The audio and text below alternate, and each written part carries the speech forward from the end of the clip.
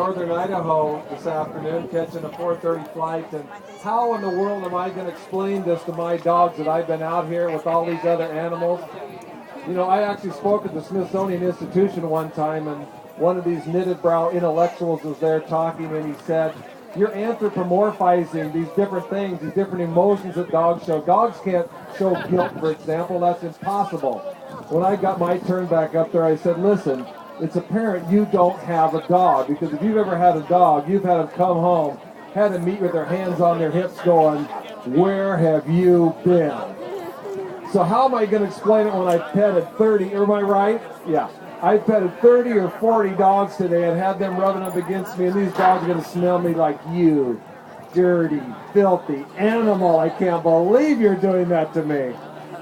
And I'm telling you, there's a new Google app now that actually allows you to translate. Have you seen this? A Google app that lets you translate on your Android phone what your dog is saying. I actually tested that app out a little bit earlier, and I held it up to a dog, and he said to this other dog, your ass smells terrific. That is the most lovely smelling ass I have ever smelled. So that's the first, and I think it must be accurate. It looked like it was definitely an accurate translation of what that dog was saying. You know, I've been lucky enough to be a veteran veterinarian. I've been a veterinarian for over 30 years and a lifetime pet lover. And there's things I saw here today that I'm going to have a little bit of hard time explaining. There's a lawn on a parking lot in California, number one. Number two, and it looks a lot better than my yard, by the way. Number two, dog yoga that was standing room only, and Amy, wherever she is, did a terrific job of that. Absolutely unbelievable, Amy. When you did the upward dog, I don't know what you call that, where you hold them all up. I saw upward dog. I called it Hair Jordan, Amy.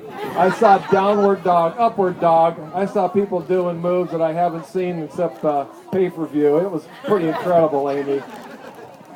But one of the things I think is really interesting, in today's LA Times on the home section cover today, it says special issue, Green Living.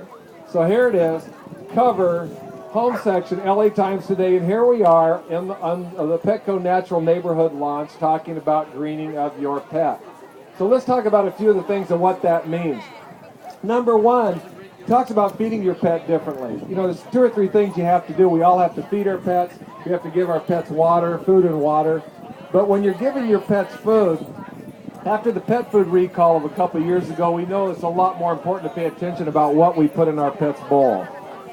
And one of the things about feeding a natural organic food is what you put in the front end, there's less comes out the back end. And believe it or not, there's 10 million tons of dog waste generated every year. Not 10 million pounds, 10 million tons. And in the city, that makes up 4% of the total landfill waste is just dog, you know what. Just do it. Or just don't do it. But on the cat litter, as far as cat litter, that makes up 2 million tons of what goes into a landfill. So with natural organic foods, and I actually feed, I'm not going to pick any favorites here, but I feed a couple of the foods that are here at these different booths, and these are all great foods. I will say my daughter, Mikkel Shannon, is here. At one dog conference, she brought home some Natural Balance and put it out on the counter, and her Uncle Rocky, Rocky's 62 years old, he thought it was human salami and was eating it on the sandwiches and was saying how great that stuff was. We, of course, didn't tell him till he ate most of it that it was actually Natural Balance dog food. But one of the things I saw a couple dogs today, and I want you to all take advantage of the time to talk to me. You can tell I'm kind of Labrador friendly. I'm not one of those dogs that's, you know, if I'm a human that's a dog, I'm not snarling or snapping. I'm friendly. But I've done several veterinary exams here, and I've seen some sore ears. I've seen some sore spots. There's lots of dogs that have runny eyes. They're licking their paws. They're face rubbing. A lot of those are related to food allergies. So one of the great things about a natural organic food is there are less ear problems, are less skin problems, less scratching. So that's the number one thing people bring pets into a veterinarian is for skin problems. So by feeding a great food, you're able to decrease the number of skin problems that you see. So let's move past feeding a natural organic food because, again, we want to be able to cut down the amount of waste we have. Let's talk about disposing of, picking up where your pet's left off. Whether you're, in your own yard, if you pick up the feces at least every 3 days, it never gets to the infective state, so it never gets to the worms that can be passed on, not just to other pets, but to the human family members as well, like this little one here. Young children, elderly, immunocompromised, those are the ones that are affected by the zoonotic diseases, getting roundworms, hookworms, whipworms, tapeworms. So pick up your yard at least every 3 days. What do you do with that stuff you pick out of the yard? If you live in the city, the best place to put it, believe it or not, is down the toilet.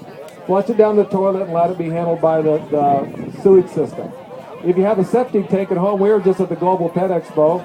Kim, Sandy, a few others of us are at the world's largest pet industry trade show a couple weeks ago. And at the Global Pet Expo, they have two things. One is they have a thing that will fit on the trap of your sewer septic tank.